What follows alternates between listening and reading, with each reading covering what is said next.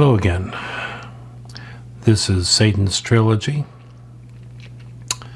Book 3, Chapter 6, and it will be reading 103. I am the author and the narrator. Sit back, relax, and let the story unfold.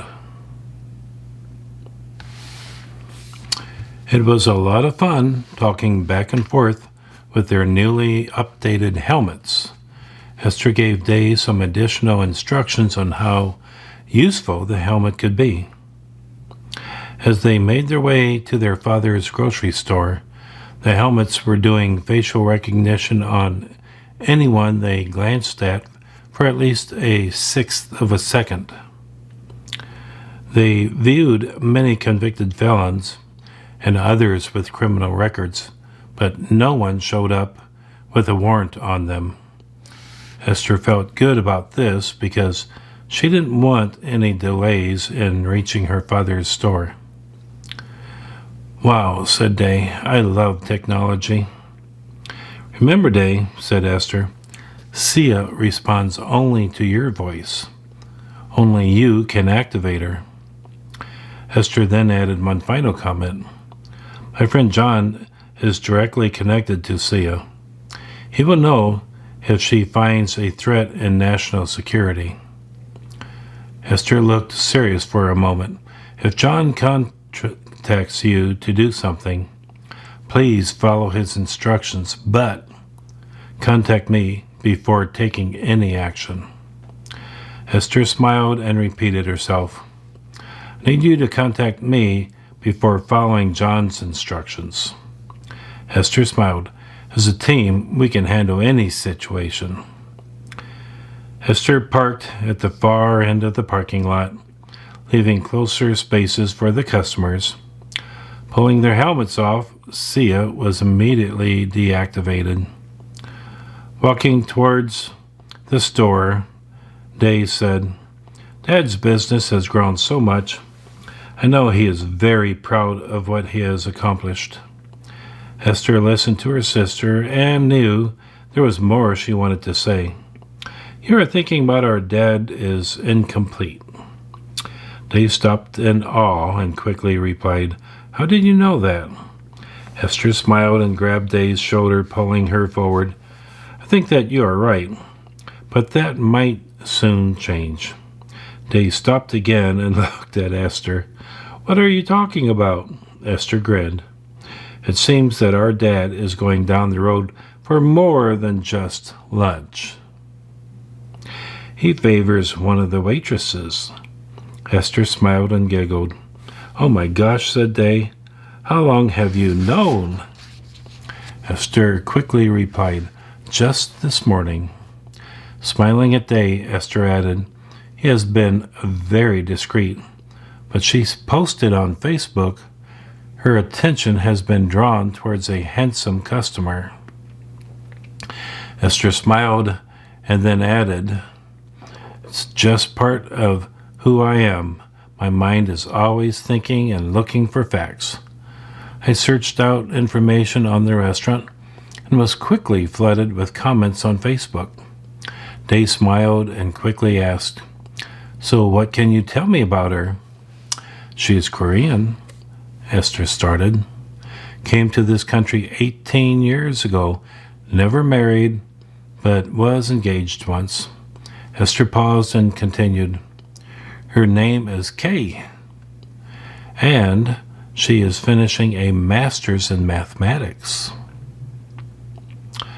Day looked surprised, so Esther quickly added, "And she loves being a waitress," said Esther. Day looked at Esther and waited for a final comment.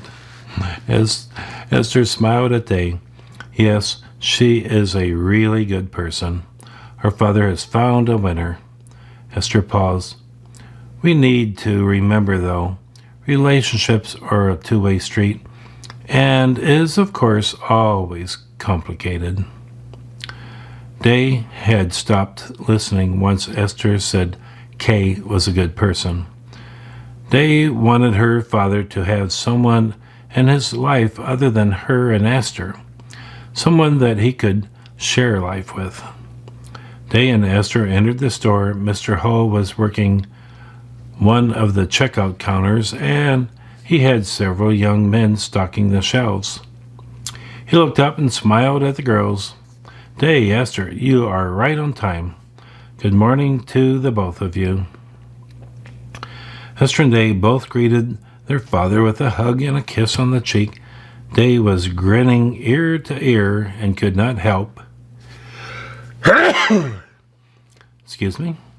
but to beam with happiness on the news that her father was finally interested in a woman. They kept grinning to the point that Mr. Ho asked, Day, you seem unusually happy. Is there something that you wish to share with me? They leaped forward and hugged her father. Dad, you have a girlfriend. They just kept hugging Mr. Ho as he stood with Day holding on to him, hugging him without saying a word. Oh, I see. You girls have figured out my secret, said Mr. Ho. All right, said Mr. Ho. I have taken Kay out twice, and she is a truly wonderful person. Mr. Ho smiled. I was thinking about all of us having dinner sometime soon, so that you can meet her. Day smiled at her father as she stepped back slightly. I think that would be wonderful, and since Esther and I don't start our schooling until fall, just about any time that you want will be good for us. Day was still grinning as she spoke to her father. She just couldn't help it. Day had waited years for this day to come. Mr. Ho smiled and said, We'll talk about this another time.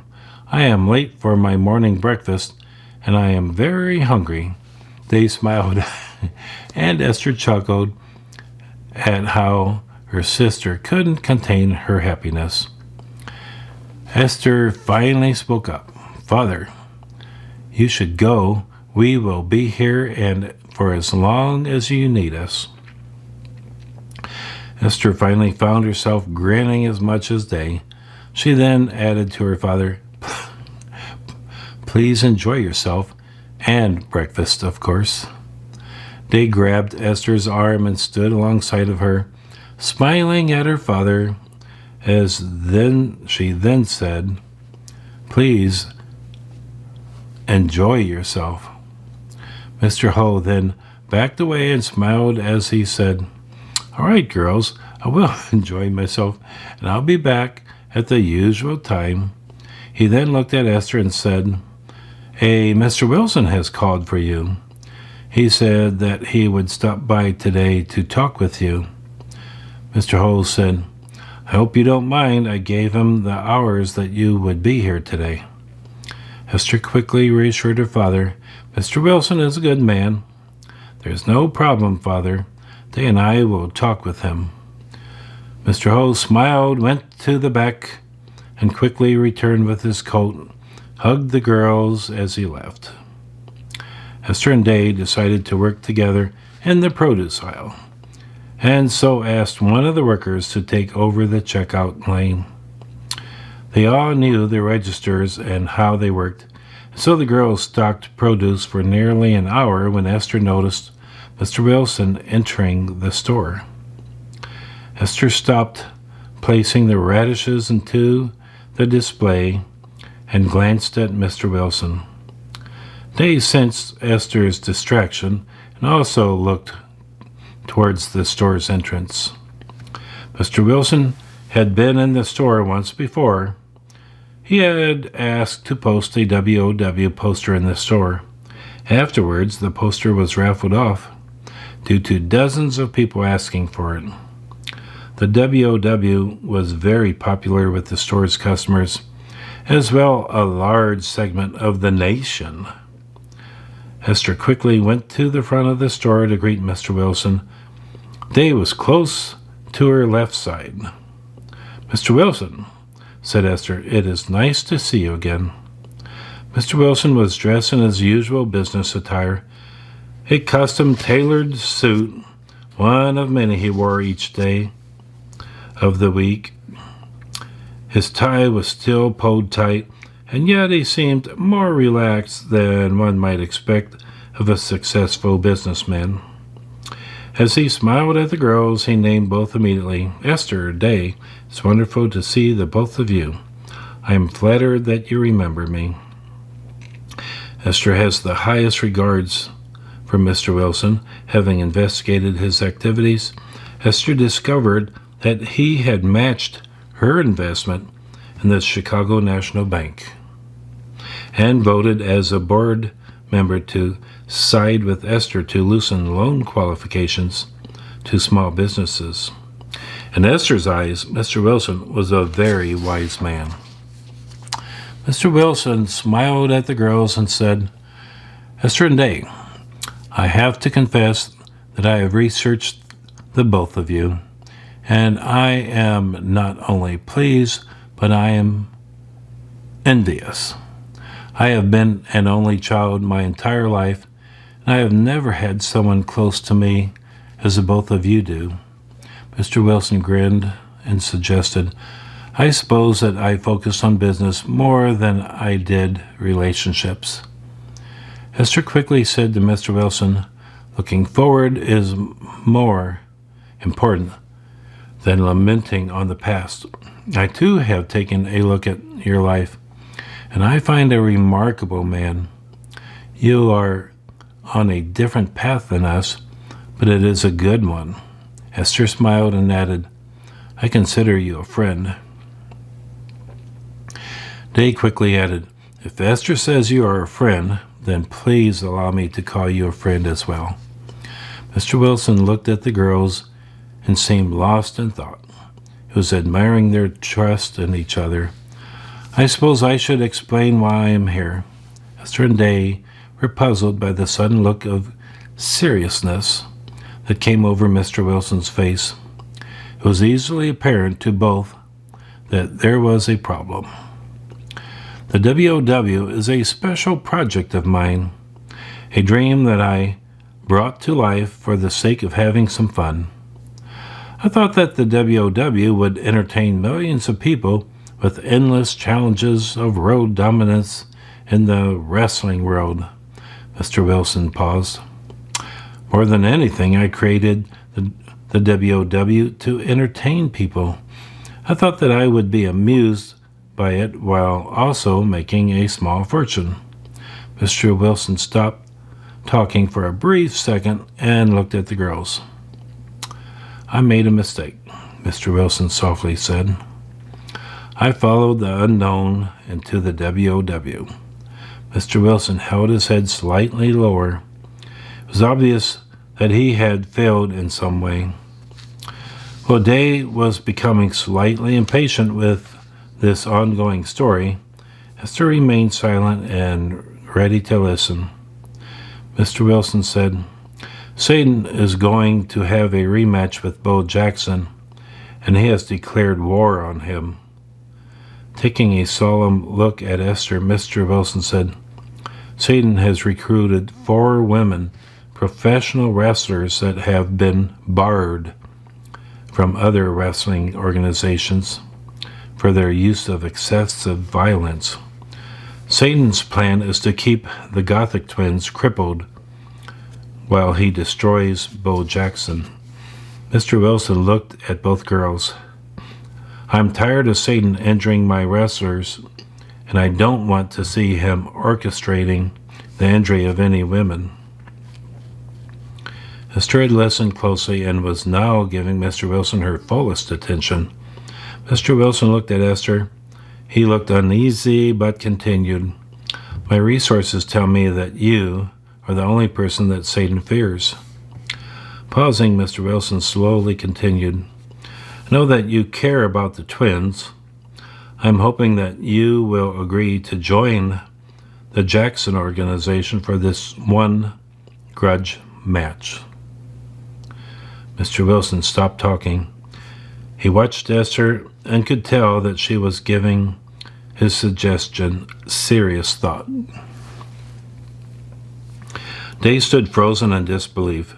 She had dozens of concerns going through her head. Her mind was racing, and she couldn't control it. Esther spotted Day's face and quickly said, "Satan has 4 women. Let's add Day to our mix."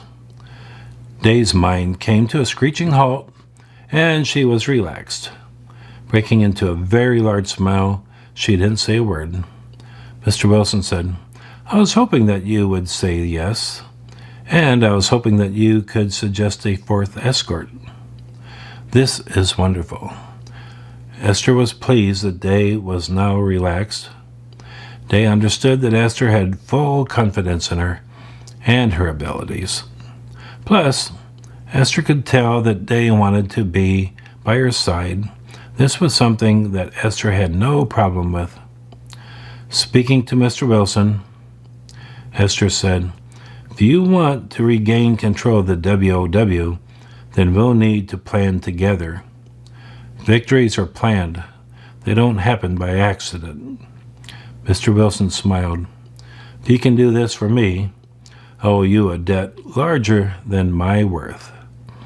2 weeks later, the girls had worked hard to prepare for the night. Esther had given Day additional control techniques, and she had the twins working hard on hardening of the body. With Mr. Wilson's help, the preparations were in place before the next exciting W.O.W. match would return to Chicago. June 6th came quickly. The twins went to the stadium ahead of Esther and Day. Even though the girls would participate in the evening show, Esther wanted to make certain that Mary, her Aunt Brandy, and her other friends would arrive without any problems. They drove the Escalade as they went to pick up Mary. Brandy was in the back seat, excited to see the night's events. Esther had phoned John. He and his friends were at the Coliseum already. John was excited to see the twins in action again. Mary was waiting outside of her apartment complex. Esther had called ahead and told her they were close. Dressed in a sharp-looking black leather jacket, Mary wore a short black leather skirt that seemed odd for her to be wearing, though she looked great in it. She jumped into the Escalade and excitedly said hi to everyone. "What an exciting night," Mary said. They quickly took off as everyone talked about the evening and the challenge that Satan had made against Bo Jackson. Esther and Day seemed relaxed, though their participation in the evening's events would place most people on the edge of their seats. "Confidence in yourself," Esther had told Day, "is a great weapon against any aggressor. Know what you are capable of and use it to your advantage." They drove to the next and last stop. Amy from 6-hour PE. She needed a ride since it was a Sunday. Buses were not running. Amy was waiting outside of her house. She had a new short haircut with some gel helping to hold her hair into short spikes.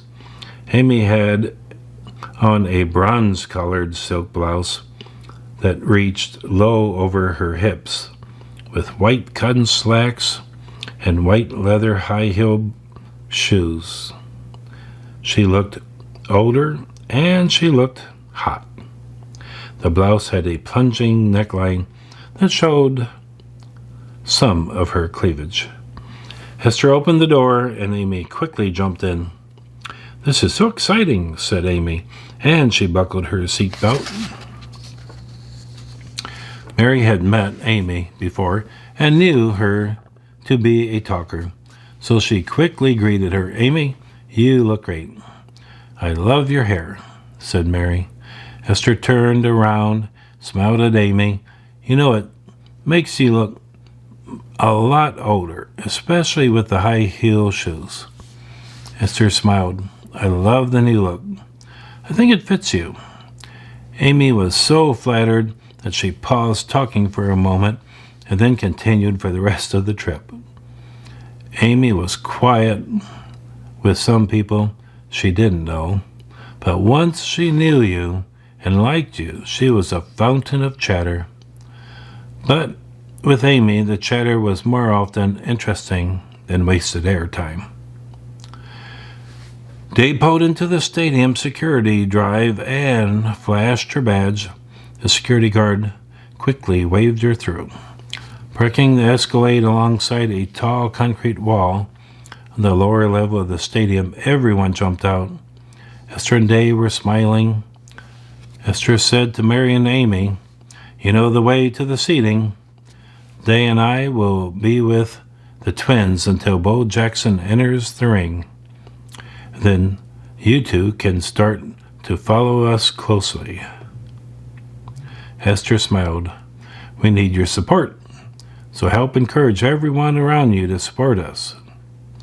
Esther and Day both hugged Mary, Brandy, and Amy, then left to join the twins and Bo Jackson midway down the tunnel.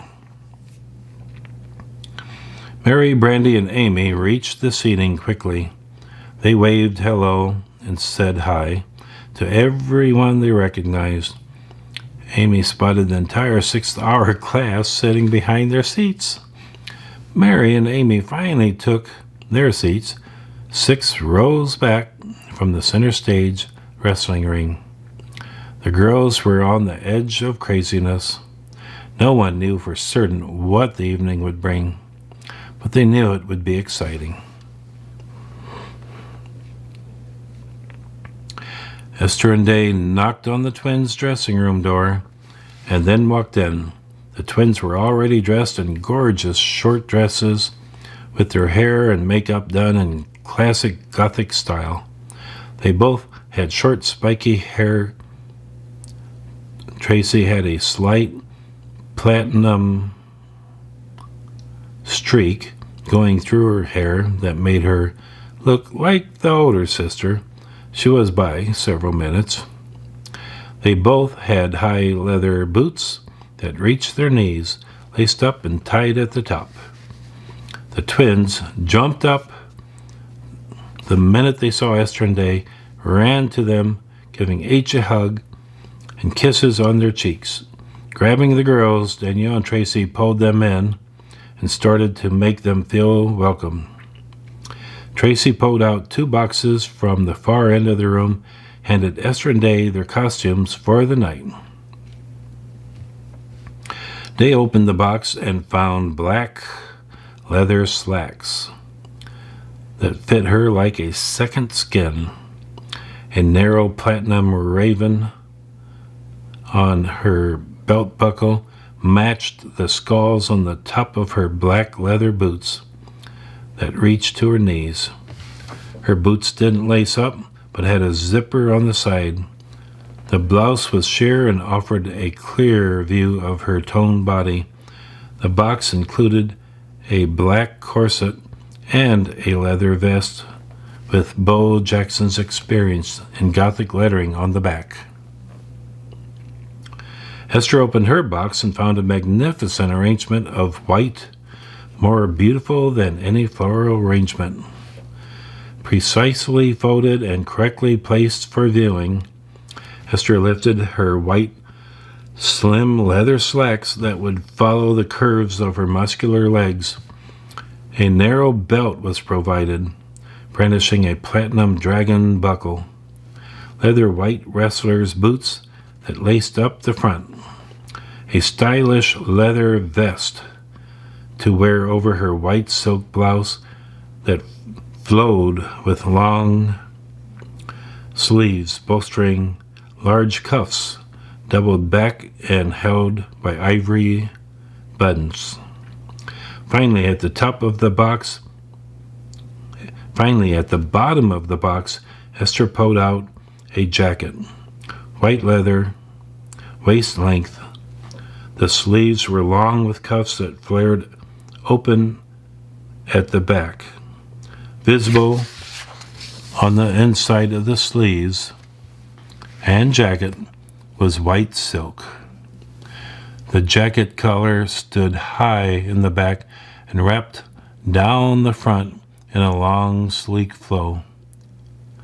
There was only one ivory button at the center to hold the jacket together. The back of the jacket had a large Chinese dragon embossed on it, done entirely in gold. The outfits for Day and Esther had been created for them specifically by the W.O.W. wardrobe designers and at a great cost to Mr. Wilson. The girls had been fitted days before and were aware of what their costumes would look like. The only thing remaining was their makeup. I'm going to stop there. That was reading 103. Hope you enjoyed it. So until next time, be safe and take care. Thank you for listening.